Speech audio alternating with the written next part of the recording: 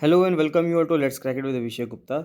तो आज से नई सीरीज़ एक स्टार्ट कर रहे हैं डेली एमसीक्यू प्रैक्टिस की।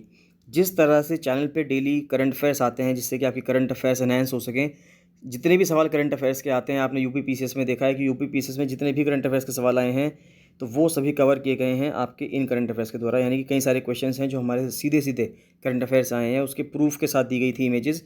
Let's crack it with Abhishek Gupta का जो फ्री टेलीग्राम चैनल है वहाँ पे प्रूफ भी दिया गया है कि किस तरह से बहुत सारे क्वेश्चंस 15-20 से ज़्यादा क्वेश्चंस जो हैं वो सीधे सीधे करंट अफेयर से पूछे गए हैं let's crack with Abhishek Gupta के जो करंट अफेयर्स डेली आते हैं उससे।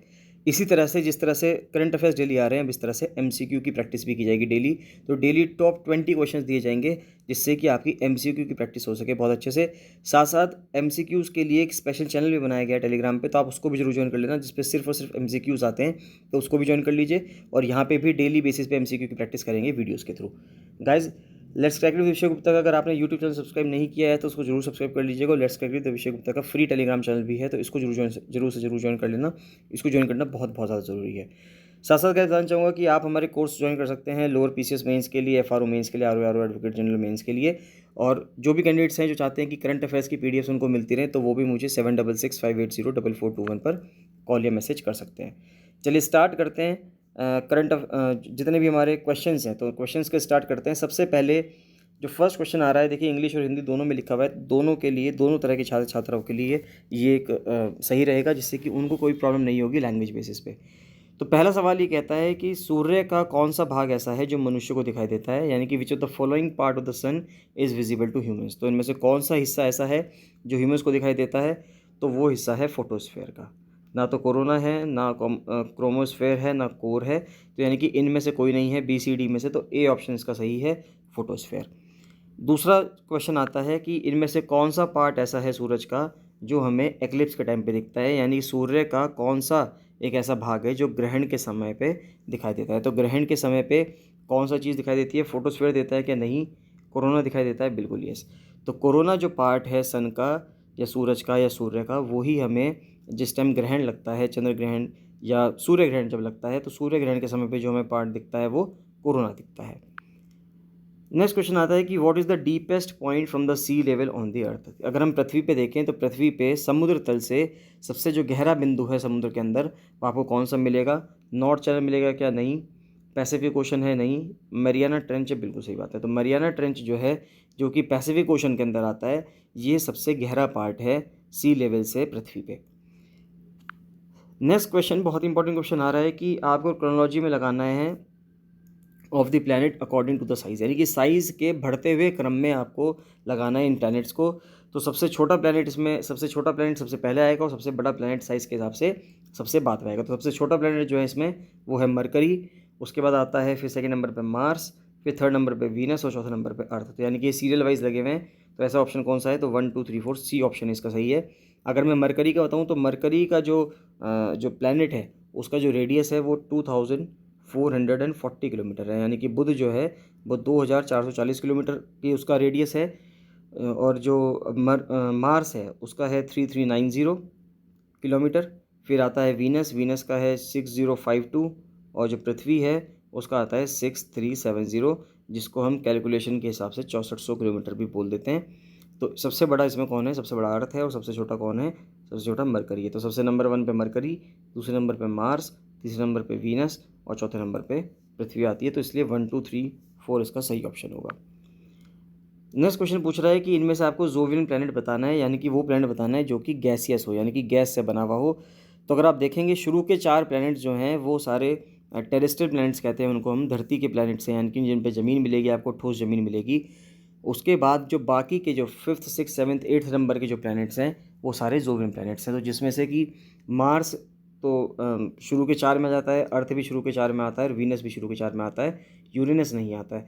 तो इसका जो आंसर होगा, इसका आंसर क्या होगा, यूरेनस। तो यूरेनस ही इसका आंसर है जो कि जोवियन प्लैनेट। तो यानी कि अगर हम स्टार्ट करें सन से, अगर मान लेते हैं यहाँ पे सूरज है, अगर ये सूरज है तो सूरज के बाद सबसे पहले प्लैनेट जो आता है वो आता है मरकरी, उसके बाद दूसरे नंबर पे आता है फिर वीनस, फिर तीसरे नंबर पे आता है अर्थ और चौथे नंबर पे आता है मार्स। तो ये जो 4 प्लैनेट हैं, ये तो 4 प्लैनेट सन के पास हैं, तो ये तो टेरेस्ट्रियल प्लैनेट्स हैं जिन पे आपको ज़मीन मिलेगी। उसके बाद आपको यहाँ पे एस्टेरॉयड बेल्ट मिलती है, जहाँ पे बहुत सारे एस्टेरॉयड्स मिलेंगे। और एस्टेरॉयड बेल्ट के बाद फिर यहाँ पे आपको अगला प्लैनेट मिलेगा, वो मिलेगा आपको जुपिटर, फिर आपको प्लैनेट मिलेगा सैटर्न, फिर आपको प्लैनेट मिलेगा यूरेनस, और फिर आपको प्लैनेट मिलेगा नेपच्यून। तो ये आपको सारे प्लैनेट्स मिलेंगे लाइन से। तो इसमें जो जोवियन प्लैनेट है वो इसमें कौन से प्लैनेट मिलेगा आपको जोवियन, वो आपको मिलेगा यूरेनस। इतना आपको ध्यान रखना है। नेक्स्ट क्वेश्चन है कि which planet in the solar system has the highest density, कि इन किस प्लैनेट में से सोलर सिस्टम की डेंसिटी सबसे हाईएस्ट है, यानी कि जो घनत्व है सबसे ज़्यादा है। तो सबसे ज़्यादा जो घनत्व मिलेगा वो आपको मिलेगा किसमें, पृथ्वी में। तो पृथ्वी में यानी कि अर्थ में सबसे ज़्यादा घनत्व है, इतना आपको ध्यान रखना है। नेक्स्ट क्वेश्चन आता है कि इनमें से किस पोर्ट को हम क्वीन ऑफ अरेबियन सी कहते हैं, यानी किस बंदरगाह को अरब सागर की रानी कहा जाता है। तो वाइजैक पोर्ट है क्या, नहीं, वाइजैक पोर्ट तो अरेबियन सी को टच ही नहीं करता, ये तो बे ऑफ बंगाल को टच करता है, ना तो पारादीप पोर्ट टच करता, कोची पोर्ट करता है। तो कोची पोर्ट इसका आंसर। हालांकि मुंबई पोर्ट भी करता है अरेबियन सी को टच, अरब सागर को टच, लेकिन नहीं, क्वीन ऑफ अरेबियन सी जो है वो कोची पोर्ट को ही कहा जाता है। नेक्स्ट क्वेश्चन आता है कि भारत और म्यांमार की फ्रेंडशिप के लिए एक रोड बनाई जा रही है, इंडिया म्यांमार फ्रेंडशिप रोड। ये कनेक्ट करता है म्यांमार को भारत के किस राज्य से। तो भारत का कौन सा राज्य ऐसा है जो म्यांमार से कनेक्टेड है इस रोड के द्वारा। असम है क्या, नहीं, असम तो म्यांमार से बॉर्डर ही टच नहीं करता है, मणिपुर करता है। तो मणिपुर इसका सही आंसर होगा, यानी 8 का बी आंसर है, यानी कि मणिपुर। नेक्स्ट क्वेश्चन आता है कि लक्षद्वीप आइलैंड्स और मलिकू अटोल जो है वो किस तरह से अलग अलग है, यानी कि सेपरेट जो है वो किस चीज़ से है। तो लक्षद्वीप द्वीप समूह और मलिकू अटोल जो है को अलग करने वाला चैनल का नाम क्या है। तो वो 10 डिग्री चैनल है क्या, नहीं, 10 डिग्री चैनल तो अंडमान निकोबार के लिए है। 9 डिग्री चैनल है। तो 9 डिग्री चैनल जो है, यानी कि 9 डिग्री चैनल जो है वो अलग अलग करता है लक्षद्वीप को और मलिकू अटोल को। नेक्स्ट क्वेश्चन आता है कि जो सुंदरबन है भारत में वो एक फाइन एग्जाम्पल है किस तरह के जंगलों का, किस तरह के वनों का, यानी कि फॉरेस्ट का। तो जो सुंदरवन्स मिलेंगे आपको, ये मिलेंगे आपको वेस्ट बंगाल में। और वहाँ पे सुंदरवन जो एक बहुत ही अच्छा फॉरेस्ट बना हुआ है, वहाँ पे आपको टाइगर भी मिलेगा। तो ये किस तरह का वहाँ पे फॉरेस्ट मिलेगा आपको, ये टाइडल फॉरेस्ट है वहाँ पे। यहाँ पे टाइड्स आती हैं, समुद्र की जो टाइड्स आती हैं बे ऑफ बंगाल की, तो ये वहाँ पे आपको कैसा मिलेगा, एक टाइडल फॉरेस्ट मिलेगा। अगला सवाल आता है कि बेस्ट क्वालिटी कोल हमें कहाँ से मिलता है। भारत में सबसे अच्छा सर्वोत्तम गुणवत्ता वाला जो कोयला मिलेगा वो कहाँ से मिलेगा। विंध्यन सिस्टम से मिलेगा क्या, नहीं, कोडप्पा सिस्टम से नहीं, गोंडवाना सिस्टम से मिलेगा, क्योंकि गोंडवाना रॉक्स ही फेमस है कोयले के लिए, कोल की खदान के लिए। तो गोंडवाना और सिस्टम जो है वहीं से हमें बेस्ट क्वालिटी का कोल मिलेगा। नेक्स्ट क्वेश्चन, इंपॉर्टेंट क्वेश्चन आ रहा है यूपीएससी पर्सपेक्टिव या यूपीपीसीएस पर्सपेक्टिव से। तो ये पूछा रहा है कि ग्रेट प्लेन्स ऑफ इंडिया के भारत में, यानी कि जो भारत के महान मैदान हैं उनके बारे में से कौन सा स्टेटमेंट इनमें से सही है। तो उसके बाद देखते हैं। तो पहला स्टेटमेंट आता है कि ग्रेट प्लेन्स ऑफ इंडिया जो हैं वो उत्तर में सिचुएटेड हैं, नॉर्थ में सिचुएटेड हैं शिवालिक से। तो बिल्कुल ये गलत बात है कि जो ग्रेट प्लेन्स ऑफ इंडिया है वो शिवालिक रेंज की, जो हिमालय की तीसरी जो रेंज है सबसे बाहर की शिवालिक रेंज, उससे उत्तर में ना होकर उससे दक्षिण में है, यानी कि उसके साउथ में है। तो अगर हम मैप में देखेंगे तो हमें सबसे पहले ऊपर दिखेगा ट्रांस हिमालय, उसके बाद हमें कुछ गैप दिखेगा, फिर हमें दिखेगा हिमालय की 3 रेंज, ग्रेटर हिमालय यानी कि वृद्ध हिमालय, फिर मध्य हिमालय यानी कि मिडल हिमालयाज़ या लेसर हिमालयाज़ यानी कि लघु हिमालय भी कह सकते हैं, या फिर शिवालिक। और शिवालिक के बाद आपको जो रेंज मिलेगी वो मिलेगी फिर आपको भाबर की, तराई की रेंज मिलेगी। और ये सब जो रेंज है फिर ये ग्रेट प्लेन्स में आ जाती हैं। तो ये भारत का जो प्लेन एरिया है वो शिवालिक के दक्षिण में है, ना कि उत्तर में। तो पहला स्टेटमेंट गलत हो जाता है।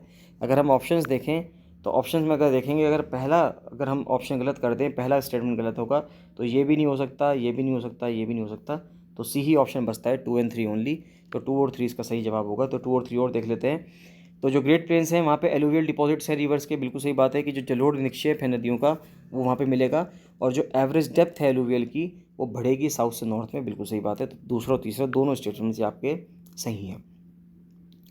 नेक्स्ट क्वेश्चन आता है कि जो ओल्डर एलुवियल प्लेन है फ्लड प्लेन्स में, आपको वो किस नाम से आप उसको जानते हैं। तो ओल्डर एलुवियल प्लेन की अगर मैं बात करूँ तो तराई क्षेत्र तो वो क्षेत्र है जहाँ पे नदियाँ भाबर क्षेत्र में से एकदम निकल के आती हैं, और वहाँ पे उसको पानी जो है वहाँ पे एक तरह से आप कह सकते हैं दलदली एरिया जो बन जाता है उसको तराई क्षेत्र कहते हैं।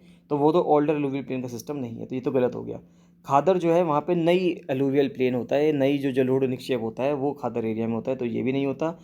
भांगर और भाबर, अब ये 2 एरियाज़ हैं, इनमें से आप बताएंगे कि इनमें से क्या हो सकता है। देखिए भाबर वो क्षेत्र है जहाँ पे नदियाँ लुप्त हो जाती हैं, जहाँ पे नदियाँ खो जाती हैं और कुछ टाइम बाद तराई क्षेत्र में निकलती हैं। तो भाबर भी इसका आंसर नहीं होगा, तो इसका आंसर होगा भांगर।